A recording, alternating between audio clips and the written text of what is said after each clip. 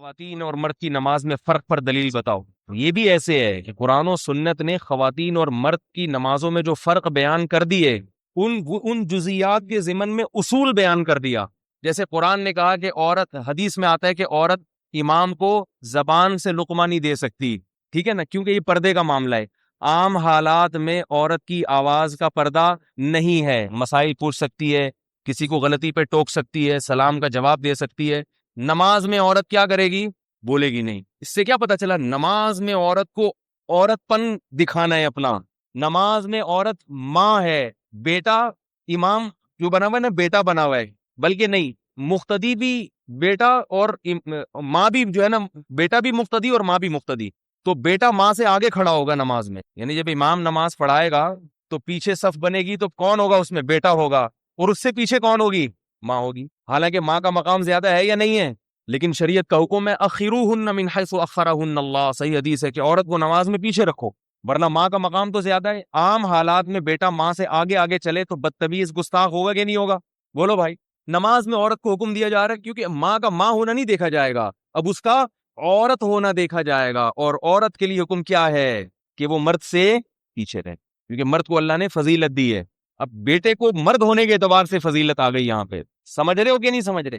تو پتہ یہ چلا کہ نماز میں عورت کا عورت پن جھلکنا چاہیے۔ یہ جزیات ہیں، ان کے ضمن میں حدیث اصول سکھا رہی ہے، واقعی جزیہ ہے، یہ سب چیزیں حدیث سے ثابت ہیں۔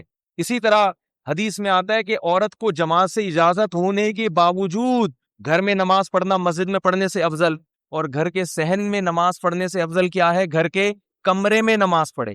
حالانکہ صحن میں دیکھنے والا کوئی نہیں ہے، اپنا گھر ہے، کوئی نامحرم نہیں ہے۔ اگر پردے کا مسئلہ ہوتا تو بھائی چلو مسجد میں آنے سے منع، یعنی اس کو بولا کہ فضیلت نہیں ہے۔ تو پردے کا اگر مسئلہ ہوتا تو گھر میں صحن میں نماز پڑھنے میں کیا حرج ہے؟ فرمایا نہیں، اور سمٹ جائے، کمرے میں چلی جائے۔ کیا مطلب؟ نماز میں عورت کا عورت ہونا، نماز میں عورت چہرہ کھول سکتی ہے، باقی جسم نہیں کھول سکتی، چاہے کوئی دیکھنے والا نہ بھی ہو۔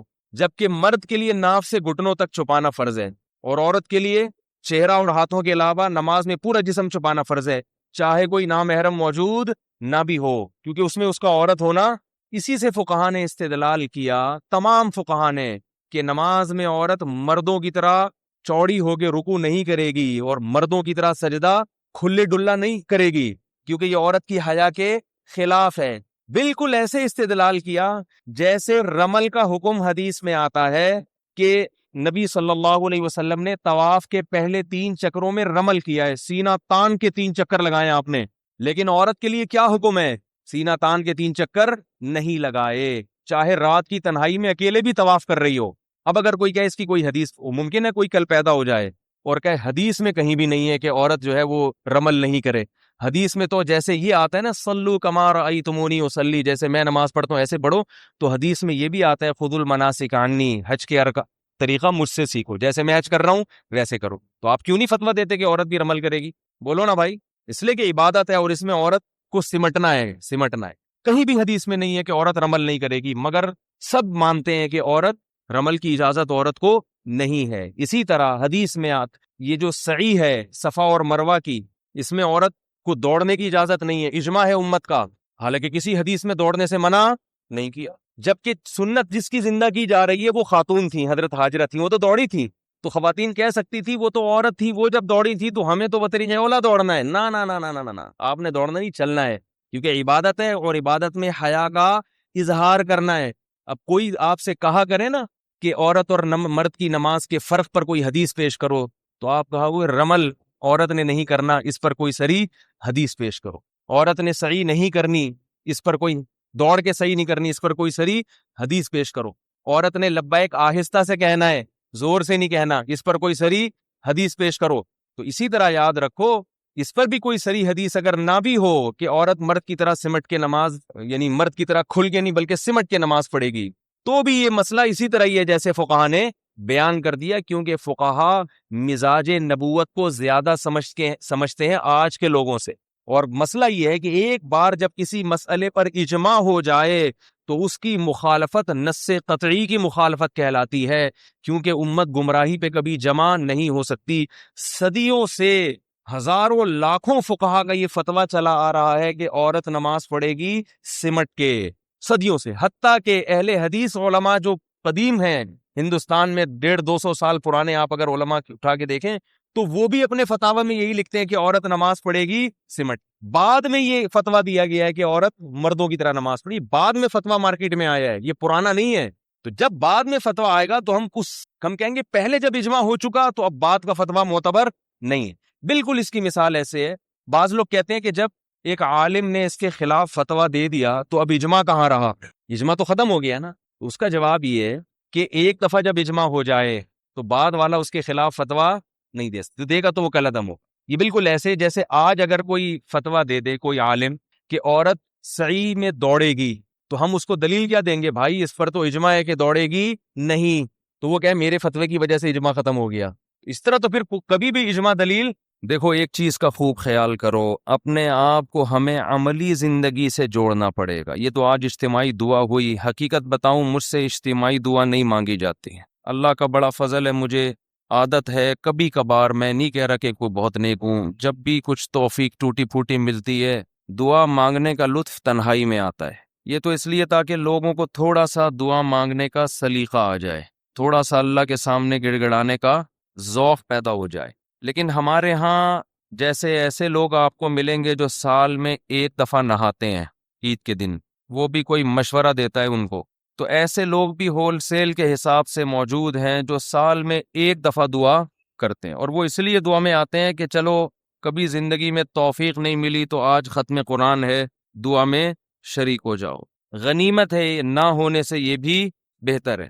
لیکن حقیقت یہ ہے کہ جس کو تنہائیوں میں اللہ کے سامنے مانگنے کی عادت کا چسکا لگ گیا اس کی زندگی بن جاتی ہے۔ ہر ایک کا اپنا تجزیہ ہوتا ہے نا، بزرگوں کے ارشادات بھی ہوتے ہیں، فلاں بزرگ نے یہ فرمایا، فلاں نے یہ فرمایا، فلاں نے یہ ہوتا ہے نا، ان کے اپنے ذوق ہوتے ہیں۔ میں بزرگ تو نہیں ہوں لیکن آج کل فرما بہت کچھ رہا ہوں، تو اگر آپ کہہ سکتے ہیں جی میں نے یہ فرمایا، فرمانے پر گورنمنٹ کی طرف سے کوئی پابندی نہیں ہے، اور تجربے انسان شیئر کر سکتا ہے، اس پہ بھی کوئی پابندی نہیں ہے۔ یہ میں اس لیے کہہ رہا ہوں کہ یہ نہ سمجھے کہ مفتی صاحب بہت بڑے آج کل بزرگ بنے ہوئے ہیں اور آج کل فرمانا بھی شروع کر دیا انہوں نے، فرمودات ہوتے ہیں نا بزرگوں کے۔ ایک بات خوب اچھی طرح سمجھ لیں کہ دعا سے زیادہ مشکل عبادت میرے علم میں کوئی نہیں ہے۔ دنیا کا سب سے مشکل کام کیا ہے؟ دعا مانگنا، اور دعا سے بڑی عبادت بھی کوئی نہیں ہے، مشکل بھی اور سب سے بڑی کا مطلب کیا ہے؟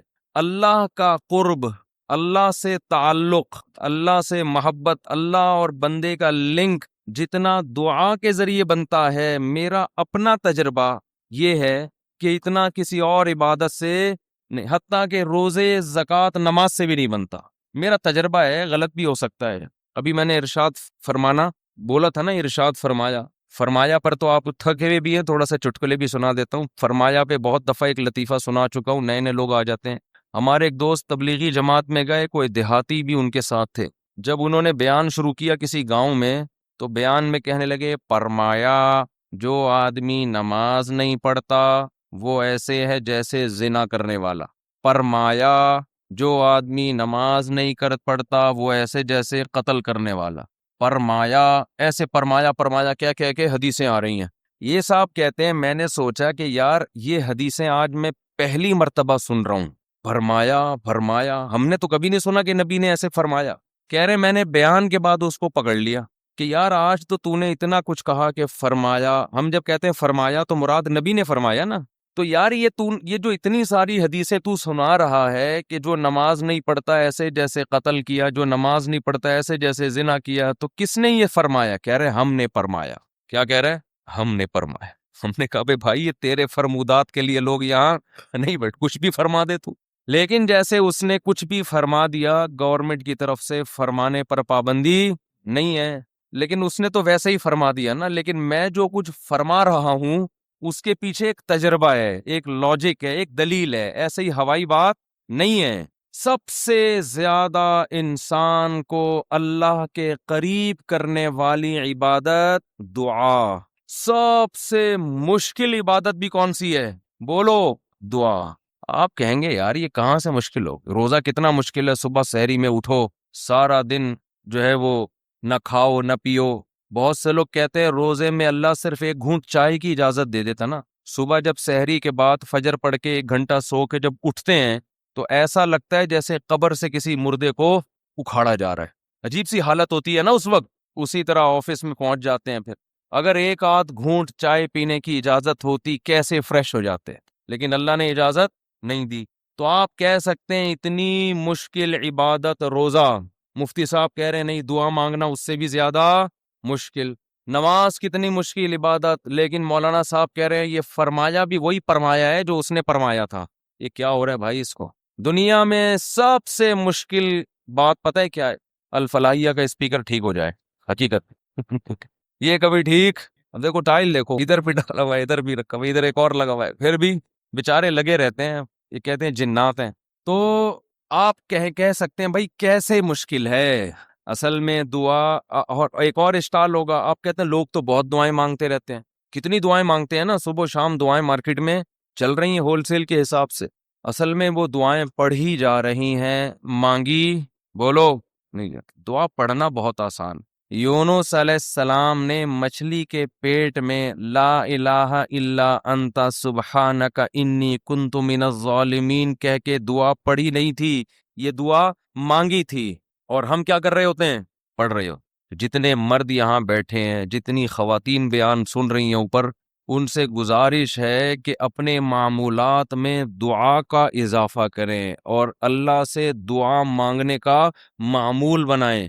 دعا مشکل کیوں ہے یہ میں بتانا چاہ رہا تھا. باقی جتنی عبادتیں ہیں ان میں کتنی ٹینشن ہوتی ہے، وضو کرو، پھر چل کے آؤ، صبح سحری میں اٹھو، روزہ رکھو. دعا میں تو کچھ بھی نہیں ہے، یوں کرو اور پڑھنا شروع کر دو. اصل میں دعا نام ہے دل کے لگنے کا، جذبے کے ساتھ مانگنے کا. شیطان انسان کو یہ باور کراتا ہے کہ تو مانگتا ہے ملے گا تجھے کچھ بھی نہیں، اس لیے مانگتا ہے ہی نہیں، پڑھتا ہے. کیونکہ جب مانگ رہے ہوتے ہیں نا تو پتا ہوتا ہے کہ ملنے والا بولو کچھ بھی نہیں. لیکن چونکہ مسلمان ہیں، شاید ٹرائی کر کے دیکھتے ہیں، شاید کچھ ہو جائے، تو زبان تھوڑی گھس جائے گی. اس جذبے سے جب دعا مانگی جاتی ہے تو وہ دعا نہیں کہلاتی. دعا کا مطلب یہ ہوتا ہے کہ میں نے جس کے دربار میں ہاتھ پھیلائے ہیں وہ بڑا جواد اور کریم ہے. اور نبی نے فرمایا اللہ کو اس بات سے شرم اور حیا آتی ہے کہ کوئی اس کے سامنے ہاتھ اٹھائے اور اللہ ان ہاتھوں کو خالی واپس کر دے. جیسے علاقے کا سیٹھ ہو، سخی بھی ہو، کوئی بھیکاری اس کے پاس آئے اور وہ سیٹھ اسے دھکے دے کے نکال دے تو اسے شرم آئے گی اگر وہ غیرت مند ہوگا. تو اللہ سے زیادہ غیرت مند دنیا میں کوئی بھی نہیں ہے. تو جن کو یہ احساس ہو جاتا ہے نا کہ جو ہم مانگ رہے ہیں وہ مل رہا ہے، تو آپ سوچو ایک بادشاہ نے آپ کو آفر دے دی کہ یار جو 1 گھنٹے میں جتنا مانگنا ہے مانگ لو، میں سب دے دوں گا. تو آپ سارے کام کاج کو چھوڑ کر کس کو فوکس کرو گے؟ بولو. جب تک آپ تھک کے چور نہیں ہو جاؤ گے آپ رٹا لگا کے رکھو گے، مانگتے ہی رہو گے، مانگتے ہی رہو گے. آپ کو پتہ ہے سب مل رہا ہے. دوبارہ مثال دیتا ہوں. وزیر اعظم آ گئے بھی آپ کے پاس، آپ کے گھر پہ عیادت کے لیے، کورونا میں کوئی کیس چل رہا تھا، ایک مثال دے رہا ہوں، ایسا ہوتا نہیں ہے لیکن فرض ونس اپون اے ٹائم. اور اس نے آپ بلکہ بلینک چیک دے دیا آپ کو، کسی IMF نے بلینک چیک دے دیا، جتنے پیسے بولو گے مل جائیں گے. ایسا ہوتا نہیں ہے، مثال دینے پر گورنمنٹ کی طرف سے کوئی پابندی نہیں. تو آپ اس چیک پہ کیا لکھو گے؟ بولو. 5 روپے، 10 روپے، 20 روپے، 30 روپے. وہ کہے کہ ایک ہی دفعہ بھرنے کی اجازت ہے. دوبارہ آپشن آپ پتہ کیا کرو گے؟ جو اس میں ہند سے جہاں لکھے جاتے ہیں نا 9 سے شروع کرو گے، وہ بھی چھوٹا سا 9 لکھو گے تاکہ جتنے 9 اس میں گھسیڑے جا سکتے ہیں میں گھسیڑ دوں. ایسا ہی ہوگا نا، چھوٹا سا 9 تاکہ بینک والا چشمہ لگا کے دیکھے. 9 یعنی 9 ارب 9 کھرب 99 ارب 99 کروڑ 99 لاکھ 99,999. صحیح ہے؟ کیا خیال ہے؟ نہیں یاری بات، میرا خیال ہے سمجھ. 9 کھرب سے بھی زیادہ اگر کوئی ہنسا ہوگا نا وہ بھی گھسڑ دو گے اس کو. 9 کھرب سے اوپر کیا ہوتا ہے؟ 99 کھرب. 9 کھرب نہیں، سوری غلطی ہوگی، یہ پورے 10 کھرب کا نقصان ہو رہا ہے بھائی. 99 کھرب 99 ارب 99 کروڑ 99 لاکھ 99,999 کا چیک بنا کے دو گے کہ نہیں دو گے؟ بشرطے کا یقین ہو کہ یہ میں خواب نہیں دیکھ رہا ہوں. ورنہ بعض دفعہ آدمی کی آنکھ بھی کھل جاتی ہے ایسے موقع پہ. وہ ایک آدمی کی لاٹری نکلی نا اسی 99 کھرب روپے کی، یہ بہت 5 ارب کی لاٹری نکل آئی. تو جنہوں کی جو کمپنی تھی جو بھی لاٹری جنہوں نے دی انہوں نے کہا کہ یار کسی ماہر نفسیات کو بھیجنا چاہیے جو اس کو بتائے کہ تمہاری 5 ارب روپے کی لاٹری نکلی ہے، کیونکہ ایک دم سے بتا دیا تو خوشی سے مر بھی سکتا ہے یہ، تو آرام آرام سے جا کے کوئی نفسیاتی ڈاکٹر اس کی نفسیات کو سمجھتے ہوئے اس کو بتائے گا۔ نفسیاتی ڈاکٹر کو بھیج دیا، نفسیاتی ڈاکٹر نے جا کے نا اس کو پہلے سمجھایا کہ دیکھ فرض کر لے تیری 1 لاکھ کی لاٹری نکل آئے تو کیا ہوگا؟ اس نے کہا خوش ہوں گا میں۔ 1 لاکھ پہ اس نے کہا چلو نہیں مرے گا، ٹھیک ہے نا، اب لاکھ سے تھوڑا سا اوپر ہو۔ اچھا فرض کر 20 لاکھ کی لاٹری نکلے، اس نے کہا یہ کروں گا، دکانیں بناؤں گا، یہ کروں گا، ایک پلاٹ خرید لوں گا۔ اچھا ایسے 20 لاکھ سے اوپر آیا، 1 کروڑ تک پہنچا، 1.5 کروڑ تک، 2 کروڑ تک، 3 کروڑ تک۔ 3 کروڑ میں کیا کرے گا جی؟ اتنی دکانیں لے لوں گا، بحریہ ٹاؤن میں گھر لے لوں گا وغیرہ وغیرہ۔ ہوتے ہوتے 5 کروڑ جو اصل تھی نا 5 کروڑ تک آ گیا۔ اچھا یہ بتا 5 کروڑ کی لاٹری نکلی تو کیا کرے گا؟ اس نے کہا آدھی تجھے دے دوں گا۔ یہ سننا تھا ماہر نفسیات کا انتقال ہو گیا، صحیح ماہر نفسیات کا انتقال ہو گیا، وہ بیچارہ برداشت نہیں کر سکا یہ خوشی۔ تو یہ تو میں ایک مثال دے رہا ہوں، 99 کھرب، 99 ارب، 99 کروڑ، 99 لاکھ، 99 ہزار، 999 اشاریہ بھی لگا دے گا آگے، 9999۔ لیکن چونکہ ایسا ہوتا نہیں ہے، آئی ایم ایف کبھی کسی کو ایسے بلینک چیک اس طرح سے نہیں دیتا نہیں ہے، اس لیے ہم یہ سب ہنسی مذاق کی باتیں سمجھی جاتی ہیں۔ لیکن اللہ کا معاملہ ایسا ہے کہ اللہ نے ہم سب کو بلینک چیک بولو دے دی ہے، یہ بلینک چیک پکڑا دیا ہمارے ہاتھ میں، جو لکھنا ہے اس میں لکھ دو، میرے دربار میں پیش کر دو، میں دوں گا، جو مانگو گے بولو بھائی دوں گا۔ اب جس کو اس پر یقین ہے نا، اس کو جتنا وہ دعا کو فوکس کرتا ہے اتنا کسی اور عبادت کو فوکس نہیں، وہ باقی عبادت کرتا بھی اس لیے کہ عبادت کر کے دعا مانگوں گا تو زیادہ قبول ہوگی، عبادت میں دعائیں زیادہ قبول ہوتی ہیں نا۔ تو یہ شیطان نے دماغ میں یہ ڈال دیا ہے کہ اللہ سنتا ہے دعائیں مگر قبول نہیں کرتا، اور اللہ کہتا ہے میں کرتا ہوں قبول، لیکن جس طرح تو چاہ رہا ہے اس طرح نہیں کروں گا میں قبول۔ اس طرح کرنا اگر شروع کر دی تو اللہ کا معاملہ ہمیشہ غیب پر ہے، یخشون ربہم بالغیب، جو اللہ سے ڈرتے ہیں بغیر دیکھے، جو اللہ پہ ایمان لاتے ہیں بغیر دیکھے، جنہوں نے جنت پہ یقین کیا بغیر دیکھے، جو جہنم سے ڈرتے ہیں بغیر دیکھے، جنہوں نے عذاب نہیں دیکھا، کیونکہ دیکھ لیں گے تو آزمائش ختم، پھر تو سارے نیک بن جائیں گے، سارے نیک۔ تو اللہ کہتے ہیں بھی مانگو نظر نہیں آئے گا، تو عقل مند لوگ گڑ گڑا کے اللہ سے مانگتے ہیں، اور یاد رکھو دعا میں تکبر کبھی مت کرو، تکبر نہیں کرو دعا میں۔ تکبر کیا ہے؟ کہ اللہ کے سامنے روتے ہوئے شرم آ رہی ہے، یہ بہت بڑا تکبر ہے۔ دیکھو کسی دنیا دار سیٹھ کے سامنے انسان کو روتے ہوئے بھیک مانگتے ہوئے شرم آ جائے، یہ غیرت کا تقاضا ہے۔ لوگ کہتے ہیں نا اتنی سی حاجت پہ تو رو کیوں رہا ہے، کہتے ہیں نا لوگ، ارے آپ نے جا کے کسی سے 1,00,000 قرضہ مانگا اور آنکھوں سے آنسو نکل گئے تو ٹھیک ہے وہ طرز کھا کے آپ کو 1,00,000 دے دے گا، مگر اس کی نظر میں آپ کی عزت بڑھے گی یا کم ہو جائے گی؟ کم ہو گیا۔ 1,00,000 کے پیچھے کیا کر رہا ہے؟ 1,00,000 کے پیچھے آنسو نکال رہا ہے، یہی کہے گا نا ابے میرے سامنے آ کے رویا تھا، ابے تو کل بعد میں تانا بھی دے گا۔ کل آپ جب گاڑیوں میں گھوم رہے ہوگے نا، یہ گاڑیوں سے یاد آئی ایک چھوٹی سی بات وضاحت کر کے میں آگے چلتا ہوں۔ میری بھی آج کل ویڈیو آ رہی ہیں، وہ ایک ریسنگ کار چلا رہے ہیں مفتی صاحب، اور ریوو میں جا کے سٹائل سے بیٹھ رہے ہیں، 6 گارڈ ادھر 4 ادھر، اٹھاک ٹھاک چل رہا ہے۔ یہ ویڈیوز میں نہیں بناتا، نہ میرے چینل پہ اپلوڈ ہوتی ہیں، نہ مجھے یہ شو بازیاں پسند ہیں، یہ زہر لگتی ہیں مجھے یہ شو بازیاں۔ گاڑی چلانا کوئی برا کام نہیں ہے، چاہے اسپورٹ کار ہو، چاہے سوئمنگ ہو، چاہے سوئمنگ کا تو چلو میں نے خود بنا کے ڈالی تھی ویڈیو تاکہ لوگوں میں ایک شوق پیدا ہو سوئمنگ کا، گھڑ سواری بھی ہم نے خود اجازت دی۔ یہ جو گاڑیوں کی گاڑوں واڈوں کی آ رہی ہے نا، یہ لوگوں نے حرکتیں کی ہوئی ہیں، اس کا مجھ سے کوئی تعلق۔ ابھی ایک ویڈیو آئی ہے، میں جا رہا ہوں ایسے سٹائل سے، ریوو میں جا رہے ہیں مفتی طارق مسعود، اور وہ پھر اس نے سلو موشن میں چلایا ہے، ایک دم میں اسپیڈ میں آ کے ایک دم سلو موشن ایسے گاڑی میں آ کے بیٹھے، پھر پیچھے گارڈ آ کے۔ تو دیکھو علماء کی عزت ان کے علم سے، ان کی دینی خدمتوں سے ہوتی ہے۔ یہ کلاشن کوفوں سے، ریوو اور لینڈ کروزر، یہ چھچور پنے لوگوں کا، یہ چھچور پنا ان چیزوں سے عزت حاصل کرنا۔ سمجھتے ہو کہ نہیں سمجھتے؟ ایک دیہاتی ہمارے پاس آیا، مجھے بڑا اچھا لگا، بعض گاوار دیہات کے لوگ ہوتے ہیں سیدھے سادے، بڑی اچھی باتیں کرتے ہیں۔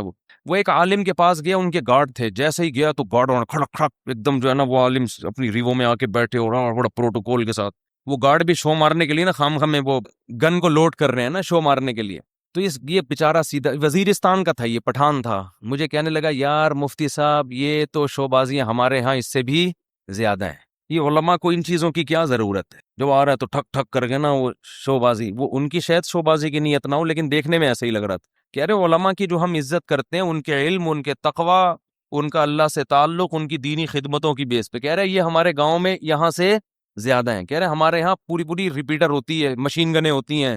اس نے کہا بھائی یہ علماء کیا ٹھک ٹھک ٹھک لگا کے رکھی ہوئی ہے، کہہ رہے ہم لوگ علماء کی عزت علم کی وجہ سے کرتے ہیں، ورنہ یہ تو ہمارے ہاں ان سے زیادہ ہیں۔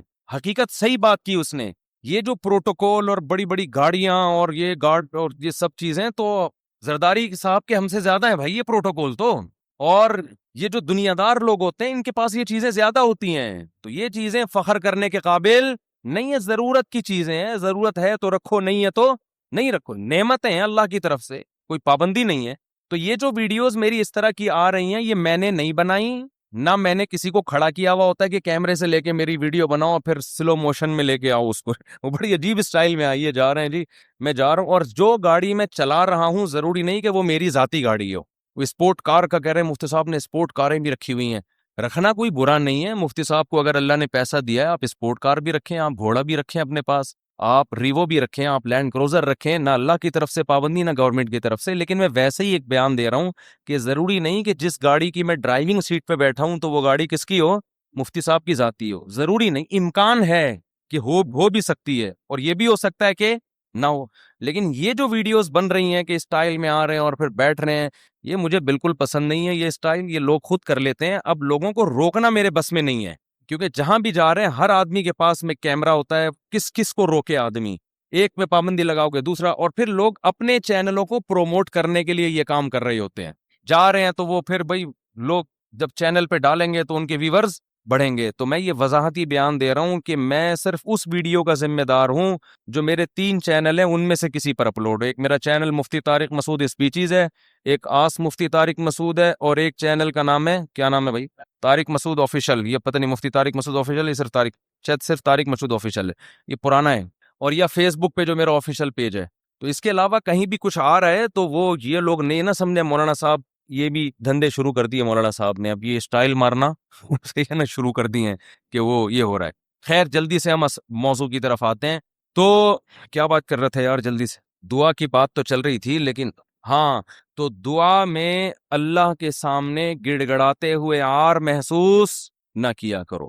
ایک ٹیکنیکل فالٹ لوگوں میں دیکھتا ہوں میں، جب دعا مانگتے ہیں تو منہ پہ یوں کر لیتے ہیں، یوں کر چھپا دیتے ہیں منہ اپنا، پتہ نہیں لوگوں سے شرم آ رہی ہے آپ کو، کیا ہو رہا ہے۔